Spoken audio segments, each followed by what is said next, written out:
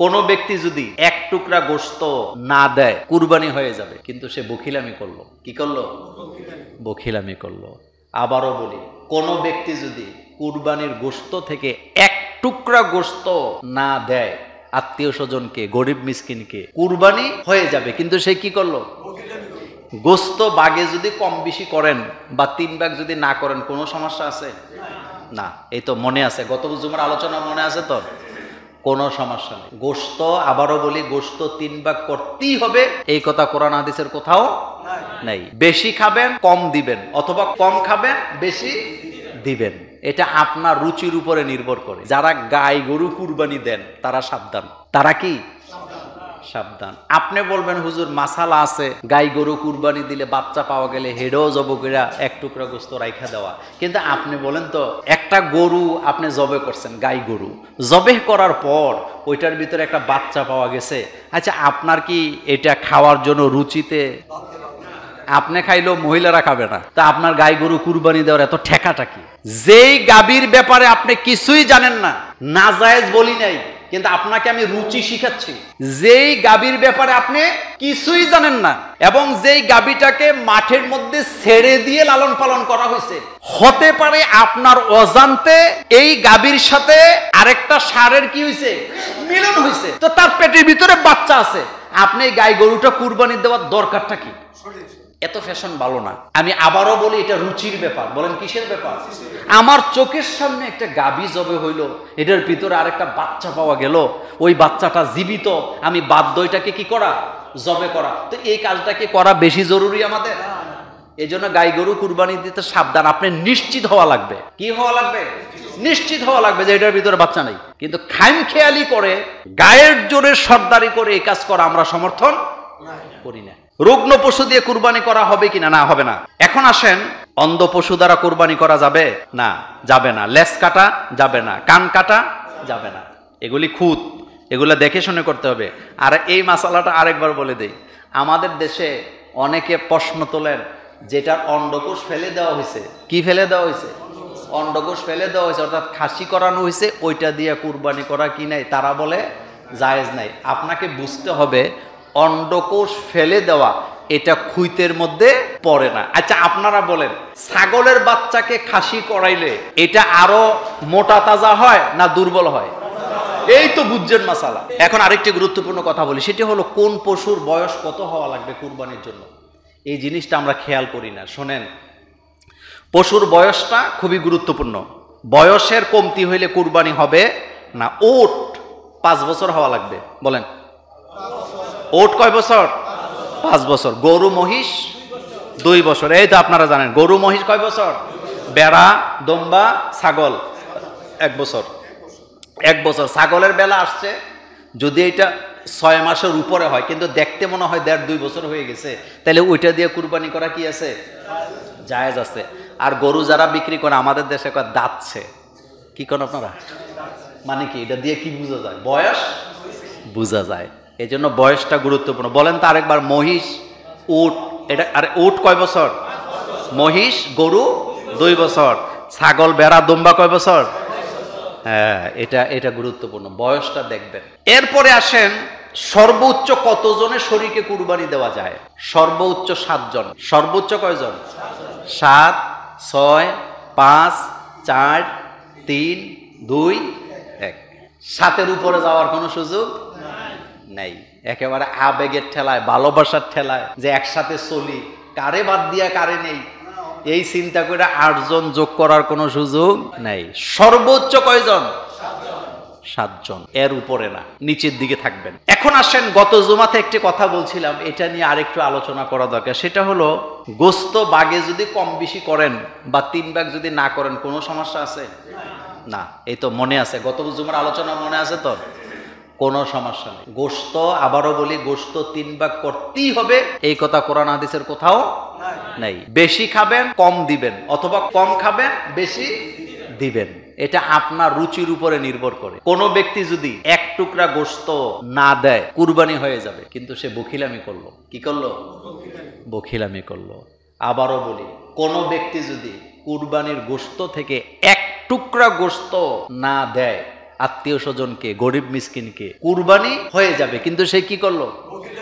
এই জন্য উত্তম হলো আপনারা আপনাদের সমাজে একটা বুদ্ধি শিখিয়ে দিন। আপনারা যদি সম্ভব হয়, আপনাদের মধ্যে যদি মিল মহব্বত থাকে, গ্রামে ঈদের আগের দিন লিস্ট করবেন কারা কারা কুরবানি দেয় নাই। কথা কি বুঝেননি আপনারা? কি করবেন? লিস্ট করবেন যে কে কে কুরবানি আমাদের সমাজে দেয় নাই। লিস্ট করে এরপরে যতগুলা গরু কুরবানি দিছেন সকল গরু থেকে স্বেচ্ছায় খুশি মনে একটা বাঘ, এটা 3-এর সমান সমান দরকার না, আপনি আপনার মতো করে এক জায়গায় উঠাবেন। উঠাইয়া যুবকরা, সমাজের জন্য যারা কাজ করেন তারা মিলেমিশে ওই যে লিস্ট করছিলেন যতটুকু গোস্ত একসাথে করছেন, লিস্ট করে সমানভাবে ভাগ করে স্বেচ্ছায় নিজেরা গিয়ে ঘরে ঘরে গোস্তটা তাদেরকে পৌঁছে দেন যারা কুরবানি দেয় নাই। আর যারা দেন নাই, আপনি যাই হন, যেই ফ্যামিলির হন, যেই বংশেরই হন, আপনি খুশি মনে গ্রহণ করবেন, তারা খুশি মনে দিবে, তাইলে ঈদের আনন্দটা পরিপূর্ণ হবে ইনশাল্লাহ। নেওয়ার মধ্যেও হীনমন্যতা যেন না হয়, দেওয়ার মধ্যেও যেন হীনমন্যতা না হয়। রাজি আছি তো ইনশাল্লাহ? এটা করবেন, এটা হলো সামাজিক, এটা ইসলামের সৌন্দর্য। রাসূল সাল্লাল্লাহু আলাইহি ওয়াসাল্লাম কুরবানির গোশত হাতে নিয়ে পোটলা করে ঘুরে ঘুরে ইহুদিদের বাড়িতে বাড়িতে পৌঁছাই দিতেন। তার মানে বোঝা গেল অমুসলিমকে কুরবানির গোশত দেওয়া যায়। রাসূলুল্লাহ সাল্লাল্লাহু আলাইহি সাল্লাম কুরবানির গোশত পোটলা করে হেঁটে হেঁটে নিজে গিয়ে অমুসলিমদের বাড়িতে পৌঁছে দিতেন। আপনি আবার হিন্দুদের বাড়িতে গরু গোশত লয়ে যাবেন না। আপনি কইবেন যে মোল্লা হুজুর বলছে অমুসলিমের ঘরে কুরবানির গোশত পৌঁছাইতে, তো অমুসলিম না। কুরবানির গোশত এটা আপনি খ্রিস্টানদেরকে দিতে পারেন, খ্রিস্টানরা গরু গোশত খায়, ইহুদিরা গরু গোশত খায়, হিন্দুদের মধ্যে কেউ কেউ খায়, তবে বাংলাদেশের হিন্দুদের মধ্যে অনেকে কি গরু গোশত খায়, আমি দেখছি খায়, আমার চোখের সামনে খাইতে দেখছি। কথাকে বুঝাইতে পারলাম? কথাকে বুঝাইতে পারলাম? পারলাম। আচ্ছা, এখন আসেন কোন ধরনের পশু আপনি কুরবানি করবেন। তাসুরুন নাজিরিন, যেটা দেখলে চক্ষু শীতল হয়, আপনার নজরে যেটা কি লাগে, আপনার নজরে যেটা লাগে। বাজারে 100 গরু আছে, সবগুলা কি আপনার পছন্দ হবে? না। আপনার কাছে যেটা পছন্দ হয়, একটু হৃষ্ট পুষ্ট তাজা পশু, যেটার পশম টসম গুলা কি আছে, ঠিক আছে, শিং ঠিক আছে। একটা কথা বলে দিই, সেটা হলো যেই গরুর জন্মগতভাবেই শিং উঠে নাই, এটা দিয়ে কুরবানি করলে কোনো সমস্যা, এটা তো উঠেই নেই। কিন্তু উঠার পরে যদি ভেঙে যায়, আর সেই ভাঙাটা যদি হয় 3 ভাগের 2 ভাগ, তাইলে কি হবে না। কিন্তু 3 ভাগের 1 ভাগ ভাঙছে, কোনো সমস্যা নাই, আপনি সেটা দিয়ে কুরবানি করতে পারবেন। আরেকটা কথা বলি, কুরবানি যেহেতু করবেনই, সেহেতু অসুস্থ পশু দিয়ে কুরবানি করবেন না। রাসূলুল্লাহ সাল্লাল্লাহু আলাইহি ওয়াসাল্লামের অন্য হাদিসে আসছে, গত জুমাতে আলোচনা করে দিয়েছি সেটা, যে আল্লাহ রাসূল বলেছেন এই কুরবানির পশু কিয়ামতের মাঠে তোমাকে ফুলসেরাত পাড়ি দিতে সহযোগিতা করবে। সুবহানাল্লাহ, সুবহানাল্লাহ। আরেকটা হলো, বলেন তো অসুস্থ গরু কুরবানি দেওয়া এটা কি রুচিতে বাধার কথা না?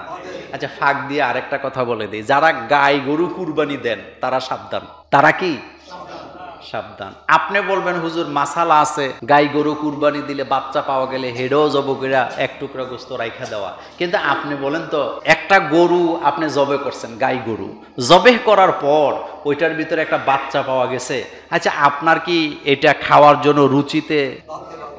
আপনি খাইলেও মহিলারা খাবে না, তা আপনার গাই গরু কুরবানি দেওয়ার এত ঠেকাটা কি? যেই গাভীর ব্যাপারে আপনি কিছুই জানেন না, নাজায়েজ বলি নাই, কিন্তু আপনাকে আমি রুচি শিখাচ্ছি। যেই গাভীর ব্যাপারে আপনি কিছুই জানেন না, এবং যেই গাভীটাকে মাঠের মধ্যে ছেড়ে দিয়ে লালন পালন করা হয়েছে, হতে পারে আপনার অজান্তে এই গাভীর সাথে আরেকটা ষাঁড়ের কি হয়েছে, মিলন হয়েছে, তো তার পেটের ভিতরে বাচ্চা আছে। আপনি এই গাই গরুটা কুরবানি দেওয়ার দরকারটা কি? এত ফ্যাশন ভালো না। আমি আবারও বলি, এটা রুচির ব্যাপার। বলেন কিসের ব্যাপার? আমার চোখের সামনে একটা গাভী জবে হইল, এটার ভিতরে আরেকটা বাচ্চা পাওয়া গেল, ওই বাচ্চাটা জীবিত, আমি বাধ্য এটাকে কি করা, জবে করা। তো এই কাজটাকে করা বেশি জরুরি আমাদের। এই জন্য গাই গরু কুরবানি দিতে সাবধান। আপনি নিশ্চিত হওয়া লাগবে। কি হওয়া লাগবে? নিশ্চিত হওয়া লাগবে যে এটার ভিতরে বাচ্চা নেই। কিন্তু খামখেয়ালি করে গায়ের জোরে সর্দারি করে এই কাজ করা আমরা সমর্থন করি না। আপনি কুরবানি করবেন, আপনার কুরবানিটা যেন সবটা নিখুঁতভাবে কি হয়, এটা হলো মাসালা। শুনেন, মাসআলা শব্দের অর্থ হলো যেখানে প্রশ্ন জাগে। বলেন, যেখানে প্রশ্ন করা লাগে। আমাদের দেশে কয় ওজরের কোনো মাসালা নাই, এই কথাটা ভণ্ডামি কথা। ওজরের জন্যই তো মাসালা। ভুল কথা বলে কি ওজরের কোনো মাসলা নাই, এ কথা বলেনি। অথচ ওজোরের জন্যই কি, যেখানে ওজোর সেখানে মাসালা। আপনি পা কাটছেন, অজু করলে পানি ঢালতে পারেন না, এখন মাসালা আসবে তুমি মাসে করো। আপনি অজু করতে পারেন না, গোসল করতে পারেন না, এখন মাসালা আসবে তুমি তায়াম্মুম করো। এটা হলো মাসালা। আপনি গাই গরু দিয়ে কুরবানি দিছেন, কিন্তু গাই গরুর ভিতরে বাচ্চা পাওয়া গেছে, এখন মাসালা আসবে, বাচ্চা কি করবেন? কথা কি বুঝাইতে পারছেন? তাহলে ওজোরের কোনো মাসালা নাই, কথা কি এমন হবে না ওজোরের জন্যই মাসালা? ওজোরের জন্যই মাসালা। এই জন্য গাই গরু কুরবানি দিতে সাবধান। রুগ্ন পশু দিয়ে কুরবানি করা হবে কিনা? না, হবে না। এখন আসেন, অন্ধ পশু দ্বারা কুরবানি করা যাবে? না, যাবে না। লেজ কাটা যাবে না, কান কাটা যাবে না, এগুলি খুঁত, এগুলো দেখে শুনে করতে হবে। আর এই মাসালাটা আরেকবার বলে দেই, আমাদের দেশে অনেকে প্রশ্ন তোলেন, যেটার অন্ডকোষ ফেলে দেওয়া হয়েছে। কি ফেলে দেওয়া হয়েছে? অন্ডকোষ ফেলে দেওয়া হয়েছে, অর্থাৎ খাসি করানো হয়েছে, ওইটা দিয়ে কুরবানি করা কি নাই? তারা বলে জায়েজ নাই। আপনাকে বুঝতে হবে, অন্ডকোষ ফেলে দেওয়া এটা খুইতের মধ্যে পড়ে না। আচ্ছা আপনারা বলেন, ছাগলের বাচ্চাকে খাসি করাইলে এটা আরো মোটা তাজা হয় না দুর্বল হয়? এই তো বুঝছেন মাসালা। রাসূল সাল্লাল্লাহু আলাইহি ওয়াসাল্লাম গণহারে ছাগলের বাচ্চাকে খাসি করাইতে নিষেধ করছে। এই কারণে রাসূল সাল্লাল্লাহু আলাইহি ওয়াসাল্লাম গণহারে ছাগলের বাচ্চাকে খাসি করাইতে নিষেধ করছেন এই কারণে যে গণহারে যদি ছাগলের বাচ্চাকে খাসি করানো হয় তাইলে কি হবে? প্রজননে কমে যাবে, সমস্যা হবে। কিন্তু খাসি করানোটার মধ্যে খুঁতের কিছু নেই, এটা দেখাও যায় না, এটা বুঝাও যায় না। আর খাসি করাবার দ্বারা এই গরু ছাগলের শক্তিও কমে না। কথা কি বুঝাইতে পারলাম? কথা কি বুঝাইতে পারলাম? আরেকটা হলো, খাসি করাইলে গোস্তের মজা আরো বাড়ে না কমে? বাড়ে। সুতরাং খামারে অনেকগুলা ছাগল আপনার কাছে আছে, এক দুইটা বাকি করে বাকিগুলা খাসি করান, এতে কোনো অসুবিধা নেই।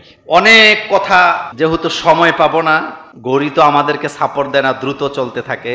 একটা প্রশ্ন, বন্দা পশু দ্বারা কুরবানি করা যাবে কিনা? হ্যাঁ যাবে। যেই গরুর কি হয় না, বাচ্চা হয় না, ওই গরু দিয়ে কুরবানি করা কি আছে?